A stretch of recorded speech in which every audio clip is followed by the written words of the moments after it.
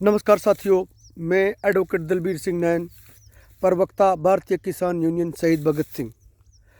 साथियों, मैं आज किसानों से संबंधित बातें बताना चाहता हूं कि कैसे सरकार ने उद्योगपति घरानों के साथ मिलकर के किसानों को तो बर्बाद किया ही किया है, पर्यावरण को भी सरकार द्वारा नुकसान पहुंचाया गया है। और आज उसी पर्यावरण की दुहाई दे करके सरकार किसानों को कटघरे में ला करके खड़ा कर रही है।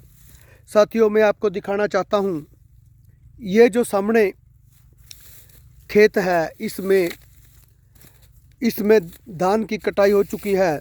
वह इसको फसल बोने के लिए, गेहूं की फसल बोने के लिए इसमें जो ये पराली है इसको फूंकना पड़ता है। अगर इसको ना फूकें तो गेहूं की फसल उचित तरीके से नहीं बीजी जा सकती। अगर बीजी भी जाए तो प्रॉपर तरीके से खेत पानी नहीं पीता और फसल नष्ट हो जाती है। इससे पहले क्या था, इससे पहले किसान जो ये ऊपर वाली पराली है, मैं आपको दिखाना चाहता हूँ। ये जो ऊपर वाली पराली है, इसको आग लगा करके नष्ट कर देता था।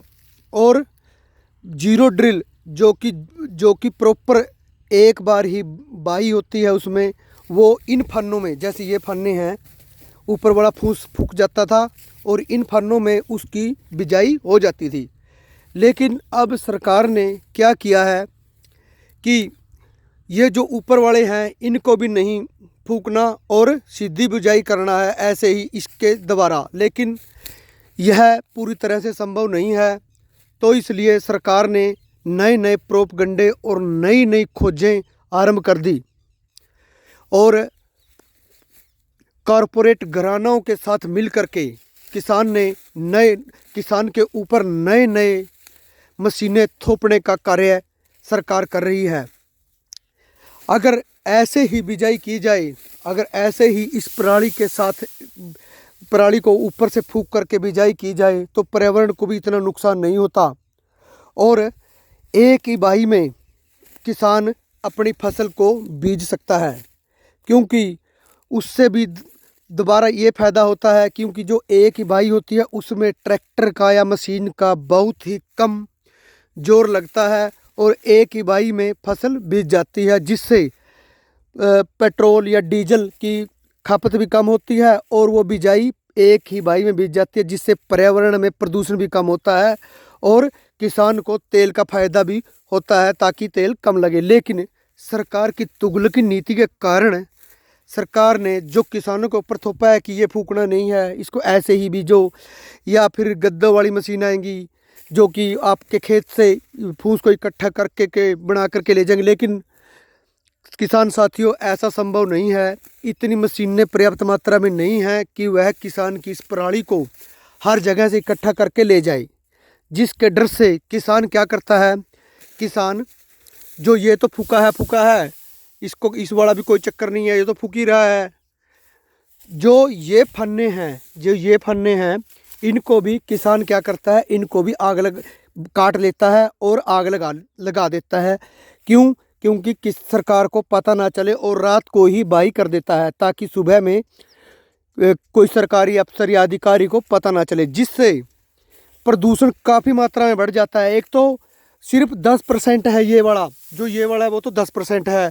लेकिन जब इसको काटता है ये नरम भी रहता है और प्रॉपर तरीके से पूरा ये सूख नहीं पाता, जिससे कि डबल प्रदूषण होता है और आग लगती है।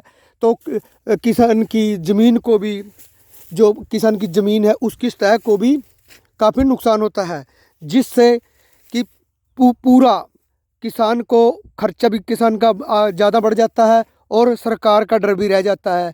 लेकिन अगर पहले की तरह ही सरकार इस ऊपर वाले को फूकने की इजाज़त दे और जो ये नीचे वाला है अगर इसको फूके तो उसके खिलाफ़ कड़ी कार्रवाई करे, गांव में और जो एग्रीकल्चर एरिया है उसमें सरकार ऐसी स्कीमें लेकर के आए तो किसान उसका साथ भी देगा और किसान उससे सहमत भी होगा, जिससे डबल फ़ायदा होगा। एक तो जो हम मशीन द्वारा फूकते हैं, जो मशीन द्वारा हम तेल फूक करके प्रदूषण करते हैं, उसकी बचत होगी। और दूसरा, ये प्रॉपर तरीके से पूरा का पूरा जो ये फन्ने हैं, ये भी नहीं फूकने के, जिससे उर्वरक शक्ति भी बची रहेगी। और ये ऊपर वाला ये बहुत ही कम मात्रा में होता है, मात्र 20% ही मान करके चलो ये होता है, ये फूक जाएगा। और इससे किसान अपनी फसल ऐसे ही जीरो ड्रिल या और साधनों द्वारा बीज सकता है, जिससे किसान की फसल में इजाफा भी होगा। लेकिन सरकार इन बातों को नहीं देखती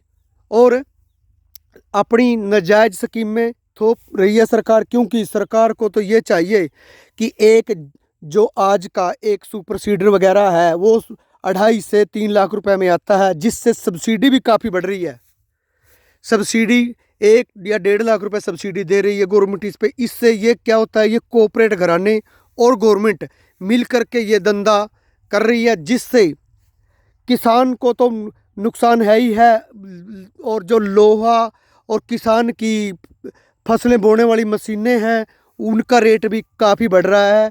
इससे आने वाले भविष्य में किसानों को मशीनें और साधन लेना बहुत ही मुश्किल हो जाएगा। इससे साथियों, मैं ये चाहता हूँ कि ज़्यादा से ज़्यादा संख्या में आप लोग ये बातें समझें और सरकार पर, और अगर सरकार के कुछ अधिकारी भी ये सुन रहे हो या ये वीडियो देखें, तो वो इस पर सरकार को बोलें अमल करने के लिए। क्योंकि इससे पहले भी 10 साल पहले फसल वही है, उससे काफ़ी एरिया कम हुआ है बुआई का। क्योंकि कहीं एग्रीकल्चर हाईवे बन गए, बड़े बड़े मॉल बन गए, और आदि कोई कहीं ना कहीं को नहर निकल गई या सड़कें निकल गई, या कहीं ना कहीं बड़े बड़े बिजली घर बन गए, बड़े बड़े प्लांट लग गए, तो एग्रीकल्चर लैंड काफ़ी कम हुई है, लेकिन प्रदूषण काफ़ी बढ़ गया। ये सरकार का खेल है, सरकार की गलत नीति और सरकार के गलत कार्य के कारण ही ऐसा खेल हुआ है।